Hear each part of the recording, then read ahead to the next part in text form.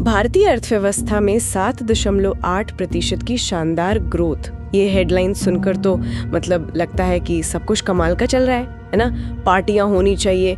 लेकिन एक सेकंड रुकिए, क्या हो अगर ये नंबर जो इतना चमक रहा है असल में पूरी कहानी न बता रहा हो? क्या हो अगर इस शानदार हेडलाइन के पीछे कुछ ऐसे सवाल छिपे हों जो हमें परेशान कर सकते हैं? आज हम इसी पहेली को सुलझाने की कोशिश करेंगे। हमारे पास जो स्रोत हैं वो भारत के हालिया जीडीपी आंकड़ों पर एक बड़ी बहस की तरफ इशारा कर रहे हैं। कुछ विशेषज्ञ इन नंबरों पर गंभीर सवाल उठा रहे हैं, जबकि सरकार का कहना है कि चिंता की कोई बात नहीं है। तो हमारा मिशन साफ है, ये समझना कि आखिर ये बहस है क्या, दोनों तरफ के तर्क क्या हैं, और सबसे जरूरी बात, जीडीपी का ये आंकड़ा हमें हमारी अर्थव्यवस्था के बारे में सच में क्या बताता है और क्या छिपा जाता है। चलिए इस पूरी कहानी की परतें खोलते हैं, ठीक है? तो शुरू करते हैं बिल्कुल बुनियादी सवाल से। वित्त वर्ष 2023-24 की पहली तिमाही में 7.8% की ग्रोथ का आंकड़ा आया। सुनने में तो ये दुनिया की सबसे तेजी से बढ़ती बड़ी अर्थव्यवस्थाओं में से एक होने जैसा लगता है। तो फिर समस्या कहाँ है? मतलब विशेषज्ञ इस पर अपनी भौहें क्यों चढ़ा रहे हैं? देखिए, समस्या उस आंकड़े के अंदर ही छुपी है। अच्छा। हाँ, जब आप जीडीपी के अलग अलग हिस्सों को देखते हैं ना, तो एक बहुत ही अजीब सी तस्वीर उभरती है। जीडीपी को चलाने वाले मुख्य इंजन होते हैं निजी खपत, मतलब हम और आप जो खर्च करते हैं। हाँ, कंजम्पशन। सरकारी खर्च, निवेश और निर्यात। अब अजीब बात यह है कि जहां हेडलाइन नंबर 7.8% की ग्रोथ दिखा रहा है, वहीं जीडीपी के हिस्से के तौर पर निजी खपत, सरकारी खर्च और निर्यात, ये तीनों असल में घटे हैं। एक मिनट, ये कैसे हो सकता है? मतलब अर्थव्यवस्था का इंजन तो सुस्त पड़ रहा है, लेकिन गाड़ी? बिल्कुल, गाड़ी की स्पीड बढ़ रही है। ये तो सुनने में ही अजीब लगता है। हाँ, वही तो। ये तो कुछ हजम नहीं हुआ। ये तो ऐसा है जैसे आप कहें कि आपकी कमाई कम हो गई, लेकिन आपका बैंक बैलेंस बढ़ गया। कुछ तो गड़बड़ है। बिल्कुल, और इसी गड़बड़ को अर्थशास्त्री अनएक्सप्लेन्ड गैप या कह लीजिए अस्पष्ट अंतर कह रहे हैं। Unexplained gap. हाँ, जीडीपी को मापने के दो मुख्य तरीके होते हैं। एक तरीका ये देखता है कि देश में कुल कितना सामान और सेवाएं बनी। दूसरा तरीका देखता है कि उस पर कुल कितना खर्च हुआ। आदर्श स्थिति में दोनों का जोड़ बराबर होना चाहिए। होना ही चाहिए। लेकिन अभी ऐसा हो नहीं रहा। खर्च वाले हिस्से का जोड़ कुल उत्पादन वाले आंकड़े से काफी कम आ रहा है, और ये जो बीच का अंतर है, यही सारे शक की जड़ है। अच्छा, तो ये सिर्फ कोई अकादमिक बहस नहीं है। इस गैप का असल दुनिया में क्या मतलब है? क्या इससे आम आदमी पर कोई असर पड़ता है? इसका बहुत गहरा मतलब है। ये गैप इस बात की तरफ इशारा कर सकता है कि जमीनी स्तर पर मांग, यानी लोगों के खरीदने की क्षमता, डिमांड, हाँ, डिमांड और कंपनियों का निवेश उतना मजबूत नहीं है जितना उत्पादन के आंकड़े बता रहे हैं। हो सकता है कि कंपनियां सामान बना तो रही हैं, लेकिन वो बिक नहीं रहा, या उस पर उतना खर्च नहीं हो रहा। ऊपर पड़ता है, भविष्य के निवेश पर पड़ता है। ये एक कह सकते हैं कि एक चेतावनी का संकेत हो सकता है कि अर्थव्यवस्था शायद उतनी मजबूत नहीं है जितनी कागज पर दिख रही है। तो ये नंबर आते कहाँ से हैं? आपने बताया कि जीडीपी नापने के दो तरीके हैं। क्या हम इन्हें थोड़ा और आसान भाषा में समझ सकते हैं? क्योंकि ये फैक्टर कॉस्ट, बाजार कीमतें, ये सब थोड़ा कंफ्यूजिंग लगता है। जरूर, इसे एक बड़ी बेकरी के उदाहरण से समझते हैं। जीडीपी नापने का पहला तरीका है फैक्टर कॉस्ट या आर्थिक गतिविधि का तरीका। ये तरीका ये गिनेगा कि बेकरी ने दिन भर में कितनी ब्रेड, कितने केक और कितने बिस्किट बनाए, यानी प्रोडक्शन साइड। बिल्कुल, ये अर्थव्यवस्था की सप्लाई साइड यानी उत्पादन को देखता है। इसमें कृषि, मैन्युफैक्चरिंग, वित्तीय सेवाएं जैसे 8 बड़े सेक्टर का उत्पादन जोड़ा जाता है। ठीक है, ये समझ आया। तो दूसरा तरीका? दूसरा तरीका है व्यय विधि या खर्च का तरीका। ये नहीं देखता कि बेकरी में क्या क्या बना, बल्कि ये देखता है कि ग्राहकों ने ब्रेड, केक और बिस्कुट खरीदने पर कुल कितना पैसा खर्च किया। Demand side. हाँ, ये अर्थव्यवस्था की डिमांड साइड है। इसका एक मशहूर फॉर्मूला है C+I+G+X-IM। खपत, निवेश, सरकारी खर्च और नेट एक्सपोर्ट्स। सही, यानी कंजम्पशन, इन्वेस्टमेंट, गवर्नमेंट स्पेंडिंग और नेट एक्सपोर्ट्स। तो आदर्श रूप से जितना माल बना उतना ही बिकना चाहिए और दोनों नंबर बराबर होने चाहिए, लेकिन अभी ऐसा हो नहीं रहा। पर विशेषज्ञों की चिंता सिर्फ इस गैप तक ही सीमित नहीं है, है ना? मैंने सुना है कि डेटा कलेक्शन को लेकर भी कुछ मुद्दे हैं। हाँ, और ये एक बहुत गहरी और गंभीर समस्या है। विशेषज्ञों का कहना है कि भारत की आर्थिक तस्वीर बनाने के लिए हम जिस डेटा का इस्तेमाल कर रहे हैं वो काफी पुराना हो चुका है। पुराना मतलब कितना पुराना? उदाहरण के लिए हमारे कई सर्वे और इंडेक्स उस फ्रेमवर्क पर आधारित हैं जो 2011-12 की जनगणना से लिया गया था। ओह, 10 साल से भी ज्यादा। हाँ, तब से अर्थव्यवस्था में बहुत कुछ बदल गया है। नई तरह की नौकरियां आई हैं, नई तरह के बिजनेस शुरू हुए हैं, लेकिन हमारा डेटा सिस्टम उस बदलाव को ठीक से पकड़ नहीं पा रहा है। और ऊपर से जो नई जनगणना होनी थी उसमें भी देरी हो रही है। बिल्कुल। मतलब हम एक पुरानी धुंधली तस्वीर के आधार पर आज की अर्थव्यवस्था को समझने की कोशिश कर रहे हैं। और मैंने सरकारी हस्तक्षेप के आरोपों के बारे में भी पढ़ा है।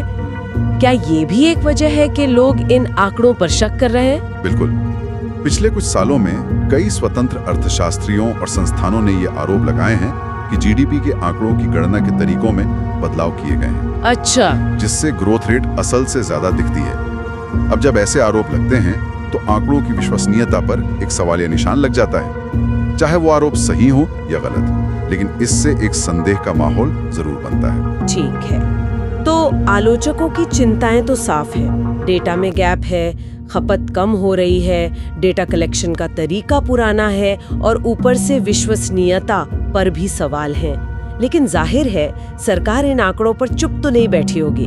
वित्त मंत्रालय का इस पर क्या कहना है? सरकार ने इन सभी चिंताओं का जवाब दिया है। उनका पहला और सबसे बड़ा तर्क ये है कि ये जो 7.8% का आंकड़ा है ये अभी शुरुआती अनुमान है, प्रोविजनल एस्टिमेट। हाँ, ये प्रोविजनल एस्टिमेट्स हैं। इन आंकड़ों को फाइनल होने में लगभग 3 साल लगते हैं, क्योंकि तब तक और भी पक्का डेटा आ जाता है। सरकार का कहना है कि सिर्फ एक तिमाही के शुरुआती आंकड़ों के आधार पर पूरी अर्थव्यवस्था के बारे में कोई बड़ा निष्कर्ष निकालना वो जल्दबाजी होगी। ये बात तो सही लगती है। मतलब वो कह रहे हैं कि भाई जरा सब्र करो, पूरी पिक्चर अभी बाकी है। सही। लेकिन तब तक क्या उन्होंने इस गैप या दूसरे कमजोर संकेतों पर कुछ कहा है? हाँ, उन्होंने कहा है कि जीडीपी पहेली का सिर्फ एक टुकड़ा है। ओके। अगर आपको अर्थव्यवस्था की पूरी और सही तस्वीर देखनी है तो आपको दूसरे संकेतकों पर भी नजर डालनी होगी, और उनके मुताबिक वो दूसरे संकेतक काफी सकारात्मक कहानी बता रहे हैं। जैसे कि कौन से दूसरे संकेतक? जैसे कि परचेजिंग मैनेजर्स इंडेक्स यानी PMI। हाँ, PMI। ये इंडेक्स मैन्युफैक्चरिंग और सर्विस सेक्टर की कंपनियों के मैनेजरों से बात करके तैयार किया जाता है। इससे पता चलता है कि क्या वो ज्यादा ऑर्डर ले रहे हैं, ज्यादा उत्पादन कर रहे हैं और ज्यादा लोगों को काम पर रख रहे हैं। बिल्कुल। हाल के महीनों में भारत का PMI काफी मजबूत रहा है। फिर है बैंक क्रेडिट ग्रोथ, यानी बैंक कितना कर्ज दे रहे हैं। अच्छा। अगर कारोबार और आम लोग ज्यादा कर्ज ले रहे हैं तो इसका मतलब है कि वे निवेश कर रहे हैं और खर्च कर रहे हैं, जो अर्थव्यवस्था के लिए अच्छा संकेत है। सरकार का कहना है कि इन सभी को मिलाकर देखें तो तस्वीर काफी अच्छी दिखती है। उन्हें औद्योगिक उत्पादन सूचकांक यानी IIP का उदाहरण दिया। ये सूचकांक मैन्युफैक्चरिंग सेक्टर के उत्पादन को मापता है। सरकार के मुताबिक IIP जो ग्रोथ दिखा रहा है वो असल में कंपनियों द्वारा बताई गई सेल्स ग्रोथ से कम है। तो इसका मतलब क्या हुआ? इसका मतलब ये हो सकता है कि जमीनी हकीकत सरकारी सूचकांक से भी बेहतर है और असल ग्रोथ शायद 7.8% से भी ज्यादा हो। वाह! तो एक तरफ विशेषज्ञ कह रहे हैं कि ग्रोथ असल से कम हो सकती है और दूसरी तरफ सरकार कह रही है कि ग्रोथ शायद असल से ज्यादा हो। ये तो पूरी तरह से दो अलग-अलग कहानियां हैं। बिल्कुल। इसी बहस में एक और मुद्दा उठा था, नॉमिनल बनाम रियल GDP का। ये थोड़ा टेक्निकल है लेकिन इसे समझना जरूरी है ना? बिल्कुल, क्योंकि इसी को लेकर बहुत भ्रम फैला था। हुआ ये था कि एक समय पर nominal GDP growth real GDP growth से कम हो गई थी। हाँ, जो कि बहुत ही असामान्य बात है। एक मिनट रुकिए, ये थोड़ा जटिल लग रहा है। मतलब आप कह रहे हैं कि थोक कीमतों यानी WPI में गिरावट की वजह से नॉमिनल GDP असल में रियल GDP से कम दिख रही थी। हाँ। क्या ये आम बात है? मुझे लगा था कि नॉमिनल हमेशा ज्यादा होता है। आपका सोचना बिल्कुल सही है। आमतौर पर महंगाई की वजह से नॉमिनल ग्रोथ हमेशा रियल ग्रोथ से ज्यादा होती है, लेकिन पिछले कुछ समय से थोक महंगाई दर WPI नेगेटिव में चल रही थी, यानी कीमतें गिर रही थी। हाँ, थोक बाजार में कीमतें गिर रही थी और GDP डिफ्लेटर जो महंगाई को एडजस्ट करने का एक टूल है वो WPI से काफी प्रभावित होता है। इसी वजह से ये अजीबोगरीब स्थिति पैदा हुई। अच्छा। मंत्रालय ने समझाया कि ये एक अस्थायी चीज है और जैसे ही WPI सामान्य होगा ये विसंगति भी दूर हो जाएगी। उन्होंने इस बात पर भी जोर दिया कि भारत जीडीपी गणना के लिए एक तयशुदा अंतर्राष्ट्रीय मानक का पालन करता है और अपनी सुविधा के हिसाब से तरीके नहीं बदलता। ठीक है, तो इस पूरी बहस से एक बड़ा सवाल उठता है। हम जीडीपी की इतनी बात कर रहे हैं, लेकिन ये आखिर है क्या? क्या ये वाकई किसी देश की तरक्की का सबसे अच्छा पैमाना है? हम जानते हैं कि नॉमिनल जीडीपी के हिसाब से भारत दुनिया की टॉप अर्थव्यवस्थाओं में से एक है। ये एक बड़ी उपलब्धि है, पर क्या इसका मतलब ये है कि यहाँ के लोगों का जीवन भी दुनिया में टॉप पर है? और यही $1 मिलियन का सवाल है। जीडीपी की अपनी सीमाएं हैं और उन्हें समझना इस पूरी बहस से भी ज्यादा जरूरी है। सबसे पहली और बड़ी सीमा ये है कि जीडीपी उन कामों को नहीं गिनता जिनका बाजार में कोई मोल नहीं लगता, लेकिन समाज के लिए वो अनमोल हैं। जैसे घर पे जो महिलाएं काम करती हैं, बच्चों की देखभाल करती हैं, या जो लोग वॉलंटियर का काम करते हैं, ये सब देश को चलाने में एक बहुत बड़ा योगदान देते हैं, लेकिन जीडीपी के आंकड़ों में इनका कोई जिक्र नहीं होता। सही कहा। और यहीं पर एक बहुत बड़ा विरोधाभास छिपा है। हो सकता है कि कागज पर देश का जीडीपी रॉकेट की तरह ऊपर जा रहा हो, लेकिन अगर सारा पैसा सिर्फ 1% लोगों की जेब में जा रहा है, तो आम नागरिक को तो यही लगेगा कि अर्थव्यवस्था रुकी हुई है। जीडीपी का बढ़ना उनकी जिंदगी में कोई बदलाव नहीं ला रहा। बिल्कुल। यही भारत की कहानी का एक बड़ा हिस्सा है। हम अक्सर अपने आसपास देखते हैं कि नई लग्जरी कारें और महंगे रेस्टोरेंट तो खुल रहे हैं, लेकिन साथ ही कई लोगों के लिए रोजमर्रा की जरूरतें पूरी करना मुश्किल हो रहा है। आपने बिल्कुल नब्ज पकड़ी है।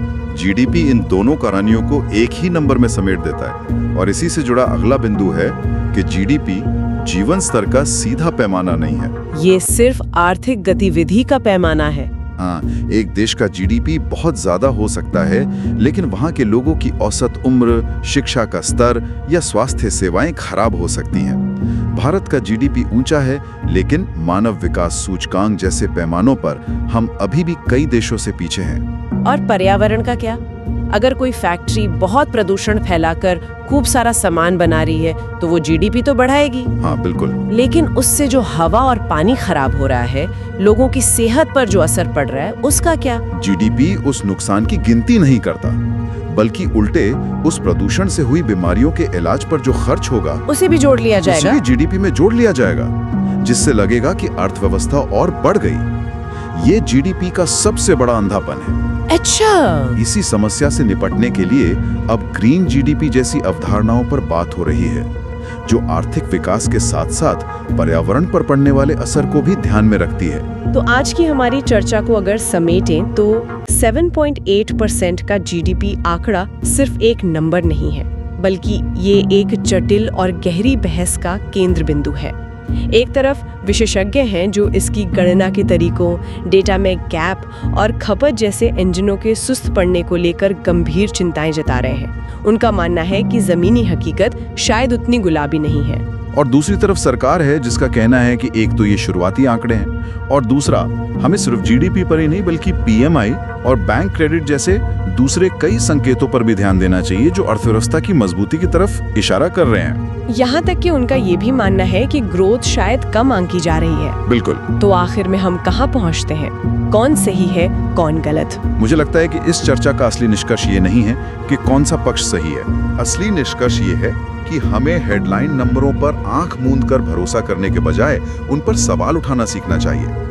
अगर आर्थिक स्वास्थ्य को मापने का हमारा सबसे बड़ा पैमाना यानी जीडीपी खुद इतनी सीमाओं से भरा है और इतना विवादित हो सकता है, तो ये हमें सोचने पे मजबूर करता है। हमें खुद से पूछना होगा कि किसी देश की भलाई और प्रगति की सच्ची तस्वीर पाने के लिए हम और किन पैमानों का इस्तेमाल कर सकते हैं। क्या हमें शिक्षा, स्वास्थ्य, पर्यावरण की स्थिति और लोगों की खुशी जैसे संकेतों को आर्थिक विकास के बराबर महत्व नहीं देना चाहिए? शायद असली तरक्की का मतलब सिर्फ नंबरों का बढ़ना नहीं, बल्कि लोगों के जीवन का बेहतर होना है। ये सवाल इस पूरी बहस से कहीं ज्यादा बड़ा है।